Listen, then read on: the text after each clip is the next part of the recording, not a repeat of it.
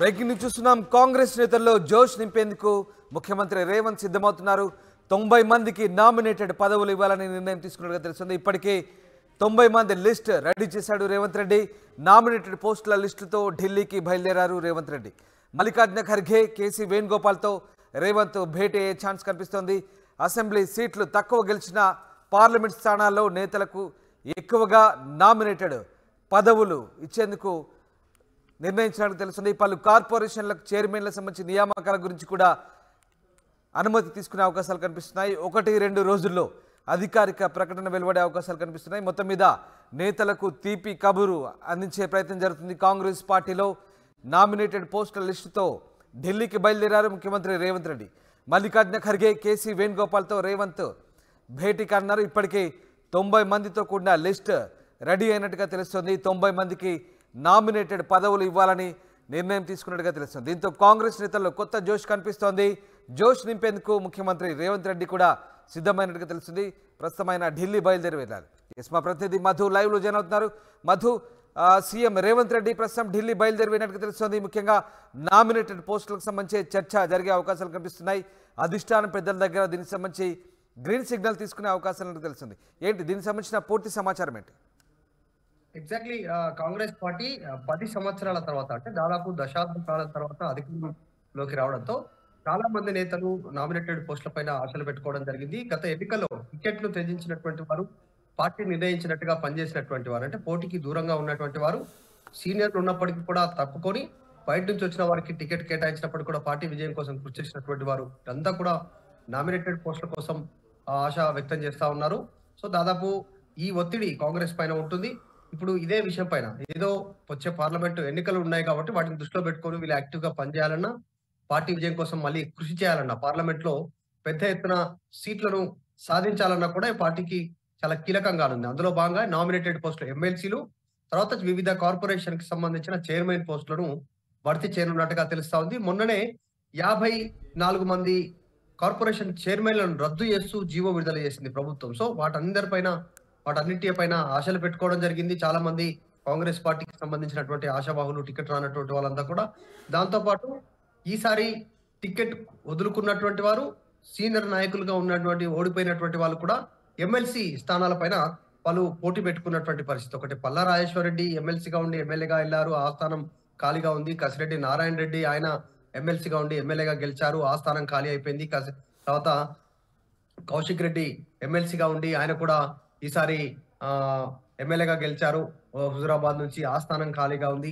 ఇట్లా ఎమ్మెల్సీగా ఉన్నటువంటి వారంతా కూడా ఎవరైతే ఖాళీ అయినటువంటి ప్లేసెస్ ఉన్నాయో వాటన్నిటికి సంబంధించి మళ్ళీ ఎమ్మెల్సీ స్థానాలకు కాంగ్రెస్ పార్టీ దృష్టి పెట్టినటువంటి నేపథ్యంలో చాలా మంది ఆశావాహులు ఉన్నారు.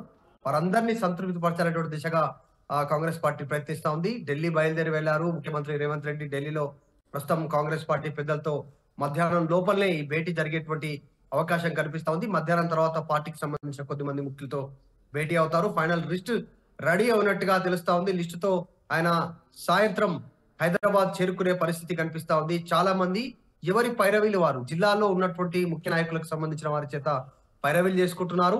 ఎందుకంటే 10 ఏళ్ల నుంచి అధికారంలో లేరు కాబట్టి చాలా హైడింగ్ లో ఉన్నారు. పొలిటికల్ గా చాలా స్తబ్దుగా ఉన్నటువంటి వారంతా కూడా ఈసారి కార్పొరేషన్ చైర్మన్ లో, నామినేటెడ్ పదవులో, లేదంటే ఎమ్మెల్సీలో తీసుకొని ఆ జిల్లాలో, ఆ నియోజకవర్గాల్లో తమ హవా చాటుకోవాలనేటువంటిది నాయకులు భావిస్తా ఉన్నారు. సో దాంట్లో భాగంగా నామినేటెడ్ పోస్టుల పైన తీవ్రమైనటువంటి పోటీ ఉంది. చాలా మంది ఆశావాహులు వ్యక్తం చేస్తా ఉన్నారు. ఇది అయిపోయిన తర్వాత జడ్పీ చైర్మన్, సర్పంచ్ ఎన్నికలు కూడా ఉండనున్నాయి. సో వాటన్నిటినీ దృష్టిలో పెట్టుకొని కాంగ్రెస్ పార్టీ నామినేటెడ్ పోస్టుల పైన నిర్ణయం తీసుకున్నట్టుగా తెలుస్తుంది.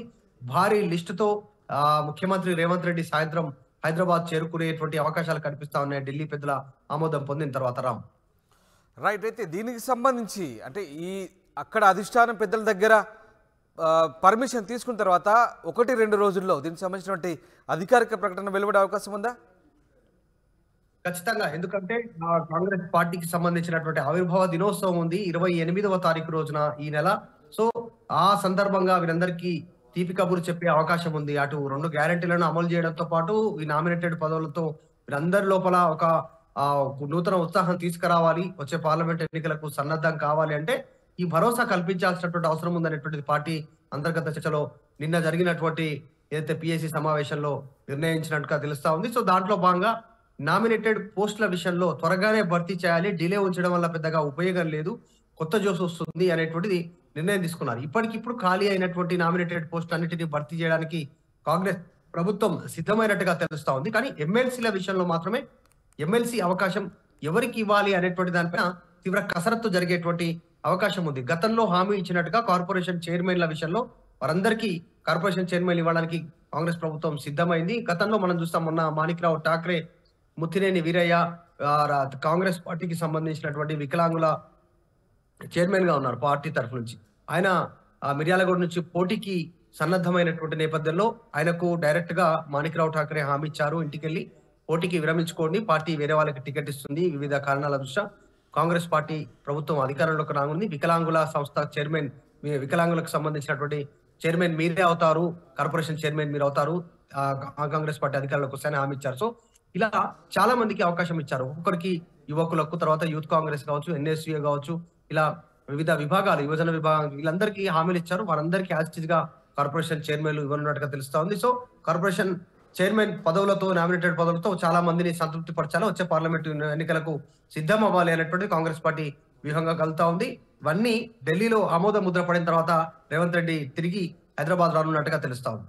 Right, thanks for the update Madhu. ఇది కాంగ్రెస్ నేతల్లో జోష్ నింపేందుకు ముఖ్యమంత్రి రేవంత్ సిద్ధమయ్యారు. దాదాపు 90 మందికి నామినేటెడ్ పదవులు ఇవ్వాలని నిర్ణయించుకున్నట్టు తెలుస్తుంది. ఇప్పటికే 90 మంది లిస్ట్ రెడీ చేసుకొని ఆయన ఢిల్లీ వెళ్లారు. నామినేటెడ్ పోస్టుల లిస్టుతో మల్లికార్జున ఖర్గే, కేసీ వేణుగోపాల్తో రేవంత్ భేటీ అయ్యే ఛాన్స్ ఉంది. ఇక అది అప్రూవ్ తీసుకున్న తర్వాత దీనికి సంబంధించిన అధికారిక ప్రకటన 1-2 రోజుల్లో వెలువడే అవకాశాలు కనిపిస్తున్నాయి.